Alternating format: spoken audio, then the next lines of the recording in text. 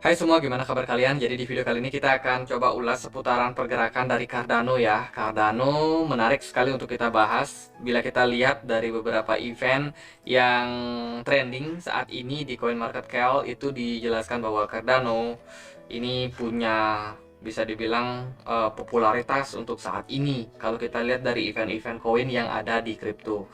Jadi Fasil Hard Fork ini akan diselenggarakan 31 Juli 2022 atau lebih awal. Dan kalau kita melihat untuk tanggal hari ini tuh tanggal 29 Juli ketika aku bikin video ini, dan tentunya masih ada 2 hari ke depan yang akan cukup menentukan apakah Cardano bakalan terbang teman-teman, karena event hard fork-nya. Oke, pertama-tama hard fork ini bisa saja di delay lagi, bisa saja gagal, ataupun bisa saja berhasil, dan semua kemungkinan itu punya probabilitasnya masing-masing. Dan bila kita melihat ya dari pergerakan dari Cardano untuk di perdagangan hari ini, sebenarnya nggak terlalu ada pergerakan yang signifikan teman-teman. Kita bisa lihat Cardano masih cenderung stabil, ada di harga 0,51 dolar. Kalau kita lihat dari beberapa indikator juga sebenarnya cukup oke ya. Sejak bulan Mei 2022 ini pergerakan ataupun volume perdagangan Cardano cenderung besar teman-teman. Oke, sebelum kita melihat ataupun ya memprediksi kemungkinan yang terjadi pada Cardano, marilah kita melihat seperti apa historik dari Cardano, bagaimana ciri-ciri Cardano ketika dia bakal di-pump. Kalau kita lihat ya data dari bulan November 2020, ya data dari tahun 2020 ini, kita bisa melihat bagaimana rata-rata pergerakan dari Cardano ketika dia bakalan nge-pump. Ciri-cirinya adalah ya volumenya cenderung naik.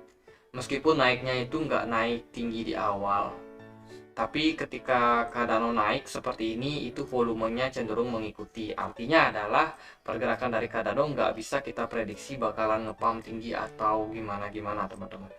Jadi ini sangat misterius. Dan bila mana kalau kita compare dari pergerakan sebelumnya terjadi pada Cardano di tahun 2020 di bulan November, ini teman-teman bisa perhatikan bagaimana volume perdagangan yang ada di sini itu sangat tinggi. Bila kita bandingkan dengan volume perdagangan hari ini atau di beberapa bulan terakhir ya, di bulan Juli, Mei 2022 ini, kita bisa melihat bagaimana penurunan ataupun volume perdagangan yang tidak terlalu tinggi bila kita compare dengan apa yang terjadi di 2020 kemarin. Nah, ini bisa jadi disebabkan karena memang market lebih banyak berfokus kepada Bitcoin. Kalau kita lihat dari Bitcoin sendiri, dari segi volume perdagangan cenderung tinggi ya. Bahkan dalam beberapa bulan terakhir volume Bitcoin itu bisa dibilang setara dengan apa yang terjadi di bulan Mei 2021. Jadi ini bisa menjadi sebuah indikasi bahwa market sebenarnya sedang berfokus kepada Bitcoin, meskipun Cardano punya event yang sangat-sangat keren di bulan Juli ini. Jadi ini salah satu tweet ya dari Captain Crypto 707 bahwa dia mengatakan dia sudah membeli Cardano ya dengan menjual Ethereum-nya sebesar 1.157 dolar. Ya kita nggak tahu apakah pom-pom yang dia lakukan bisa berdampak pada market. Cuma kalau dari event-event yang berlangsung, Cardano ini cenderung nggak terlalu suka gembar-gembor tentang event yang mereka lakukan. Jadi kalem-kalem aja. Nanti kalau eventnya berhasil, harganya cenderung naik, tapi dia nggak terlalu banyak untuk menggembar-gemborkan apa yang mereka sedang kerjakan. Ini salah satu tanda bahwa project ini sebenarnya ya mencari para investor yang memang niat untuk invest long term teman-teman. Jadi kalau buat yang spekulasi, yang wah beli sekarang ada event, ya itu cenderung agak kurang cocok untuk Cardano sebenarnya. Oke, kalau kita lihat ya dari segi pergerakan Cardano di time frame 1 hari, Cardano ini cukup bagus sebenarnya teman-teman. Dia bergerak masih di dalam sebuah triangle di sini, dan untuk saat ini potensinya adalah masih dua. Bila mana Cardano berhasil untuk break up dari area resistance di 0,52, yang mana level tersebut bisa dibilang menjadi level yang penting untuk dilewati Cardano. Bila mana at the end Cardano berhasil untuk tembus level ini, maka target selanjutnya Cardano bisa untuk naik sampai ke 0,69. Jadi potensial profit bila kita bisa dapat potensi ini ketika kita buy di sana adalah sekitar 30% kenaikannya, which is ini merupakan level yang sangat realistis mengingat di tanggal 31 Mei kemarin Cardano juga ketahan di level tersebut. Jadi 0,69 ini patut kita pantau teman-teman.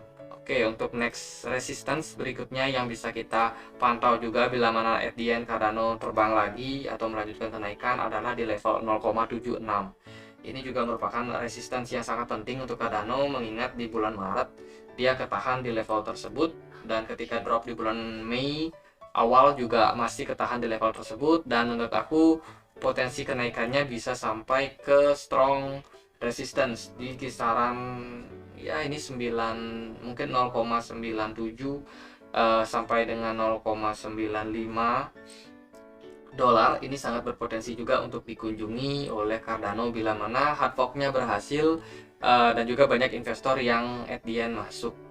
Kalau kita lihat potensi kenaikannya bisa sampai ke 81%. Jadi ini merupakan peluang yang sangat bagus untuk Cardano. Tapi teman-teman harus pahami bahwa tren market ini masih sangat bearish. Kalau kita lihat ya, masih sangat berpotensi untuk melanjutkan penurunan sampai di tahun 2023 nanti, dan tentunya akan diupdate secara berkala supaya kita juga bisa tahu nih kondisi ekonomi kedepannya seperti apa. Cuman jangka pendek menurut aku pribadi market akan positif untuk rally lagi atau rally lagi, mengingat banyak sekali event-event dari ya kripto ataupun FUD juga sudah mulai berkurang, dan kita juga bisa akan melihat potensi-potensi banyak altcoin yang akan berterbangan nantinya teman-teman.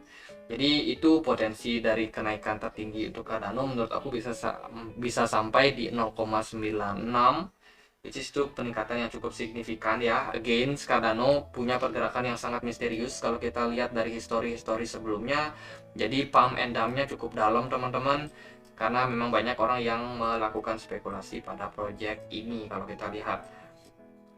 Dan so far dari segi volume masih belum begitu menarik, cuma nanti dia akan sangat menarik ketika volumenya sudah semakin tinggi pada Cardano. Jadi kita lihat aja beberapa hari ke depan akankah volume perdagangannya semakin tinggi, harganya semakin naik mengingat hard fork yang juga sudah mencuri banyak perhatian orang-orang. Terus kalau kita lihat dari time frame 1 hari lagi, di sini ada beberapa indikasi yang mungkin bisa menjadi tanda bagus ya. Yang pertama di sini ada bullish engulfing. Kalau kita lihat ketika Cardano diperdagangkan di 0,41 di tanggal 12 Juli, di sini kita sudah melihat satu candle merah, kemudian diikuti dengan satu candle hijau yang lebih besar daripada candle merah. Ini merupakan tanda pembalikan arah sedang terjadi. Dan satu lagi ketika Cardano membentuk pola hammer di sini. Jadi inilah hammer reversal yang mungkin bisa berdampak pada pergerakan Cardano ke depannya untuk kembali melanjutkan kenaikan teman-teman. Jadi ada dua tanda yang cukup bagus kalau kita lihat dari Elliott Wave. Ini kemungkinan memang trennya masih akan sangat positif buat Cardano. Jadi 1, 2, oke. Ini aku sesuaikan lagi. Jadi kita mungkin masih akan menantikan apakah Cardano bakalan bisa terbang tinggi teman-teman. Oke, kalau kita lihat ya, dia mungkin sudah berhasil membuat wave 2 nya, dan saat ini Cardano mungkin sangat berpotensi lagi untuk naik ke wave 3. Tentunya untuk target wave 3 biasanya aku pakai di sini, tarik ke Sunilo. Maka biasanya target dari wave 3 itu adalah sedikit di atas dari Fibonacci 61,8. Jadi mungkin bisa sampai ke kisaran 0,65. Terus kita mungkin akan membuat wave 4-nya lagi sebelum kita akhirnya finish di wave 5. Tapi bila mana memang pergerakan market nanti cenderung kurang begitu bagus, ya siapa tahu, kita nggak tahu ke depannya ada apa.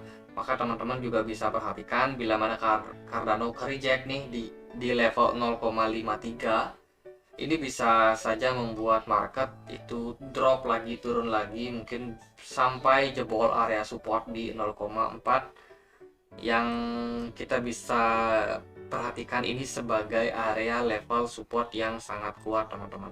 Jadi apapun itu prediksi pasti punya kelemahan, punya kekurangan.